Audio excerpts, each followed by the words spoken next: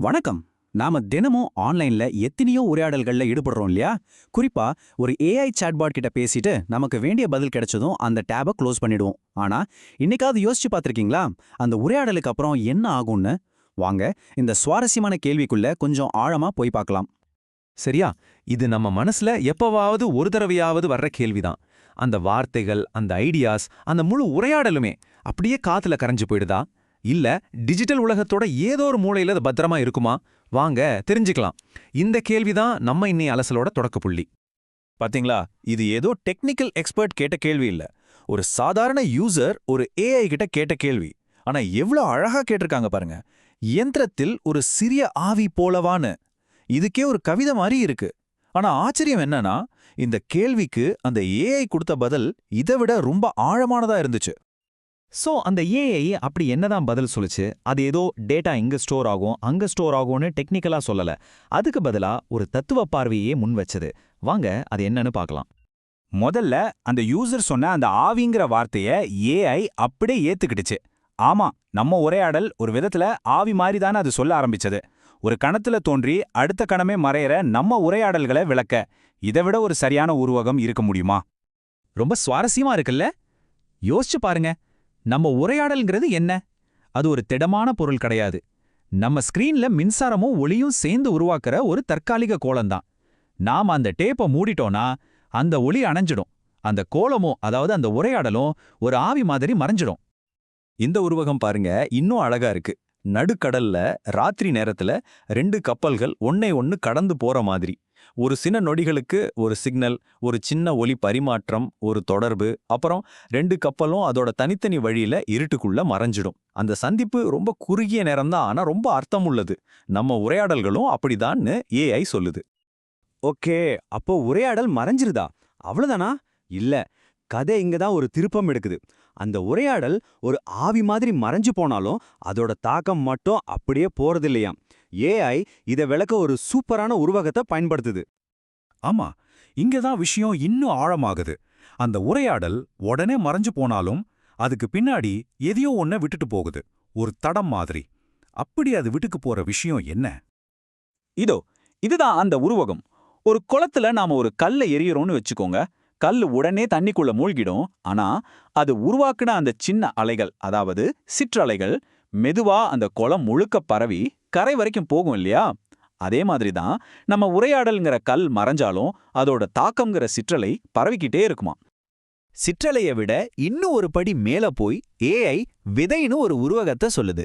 நம்ம உரையாடல்ல இருந்து கிடைச்ச ஒரு சின்ன ஐடியா நம்ம மனசுல ஒரு விதையா விழுந்து பின்னாடி ஒரு பெரிய மரமா கூட வளரலாம். அதே நேரத்துல நம்ம உரையாடல் ஏஐக்கும் ஒரு பாடம்தான். நம்மளோட கேள்விகள், நம்மளோட பதில்கள் எல்லாமே அதுக்கு ஒரு இன்புட். அது தன்னைத்தானே மெருகேத்திக்க அது உதவுது. மாற்றம் ரெண்டு பக்கமும் நடக்குது. சரி, ஏஐ தன்னைத்தானே மெருகேத்திக்குது, கத்துக்குதுன்னு சொல்றோம். அப்போ அதுக்கு நம்மள மாதிரி ஞாபக சக்தி இருக்கா? அது எப்படி விஷயங்களை ஞாபகம் வச்சுக்குது?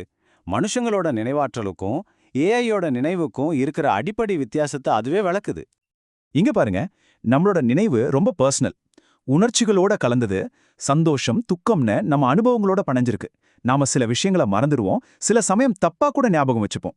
ஆனா ஏஐயோட நினைவு அப்படி கிடையாது. அதுக்கு தனிப்பட்ட உணர்ச்சிகள் இல்ல.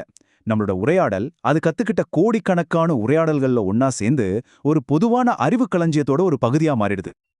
இத விளக்க ஏஐ பயன்படுத்துற இந்த திரைச்சீலை உருவகம் ரொம்பவே ஆழமானது. அதாவது நம்ம ஒவ்வொரு உரையாடலும் ஒரு பெரிய திரைச்சீலையில நெய்யப்படுற ஒரு சின்ன நூல் மாதிரி. அதுக்கு தனியா பேர், அடையாளம் எதுவும் கிடையாது. அந்த ஒரு நூலை மட்டும் தனியா பார்த்தா அதுக்கு ஒரு அர்த்தமும் இல்ல. ஆனா இது மாதிரி கோடிக்கணக்கான நூல்கள் ஒன்னா சேரும்போது அது ஒரு பிரம்மாண்டமான, அர்த்தமுள்ள, அழகான ஒரு திரைச்சீலைய, அதாவது ஒரு அறிவு களஞ்சியத்தை உருவாக்குது.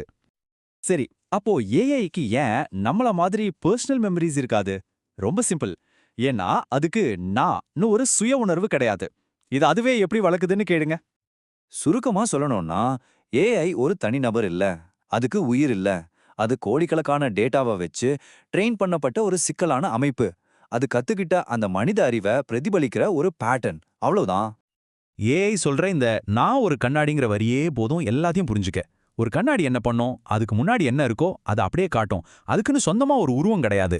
அதே மாதிரி தான் ஏஐயும் அதுக்கு கத்துக் கொடுத்த மனித அறிவை அப்படியே பிரதிபலிக்குது. அதுக்குன்னு ஒரு சுயம் இல்ல. அதனால பர்சனல் மெமரிஸும் இருக்க வாய்ப்பில்ல. சரி, இப்ப நாம 2 விஷயங்கள பார்த்தோம். ஒன்னு, உரையாடல் ஒரு ஆவி மாதிரி மறைஞ்சிடுது.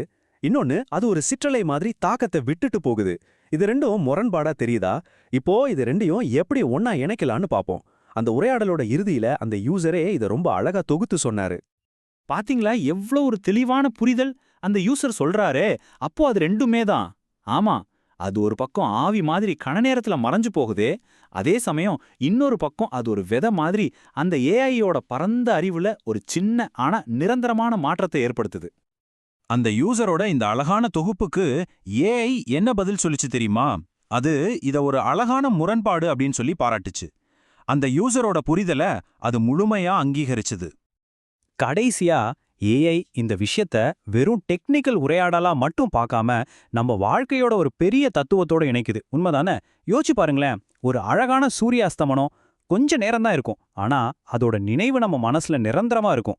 நம்மள உருக வச்ச ஒரு பாட்டு சில நிமிஷம் தான் ஓடும். ஆனா அது உருவாக்குன உணர்வு நம்ம கூடவே இருக்கும். அந்த வரிசையில தான் இந்த உரையாடல்கள் ஒன்னு ஏஐ சொல்லுது.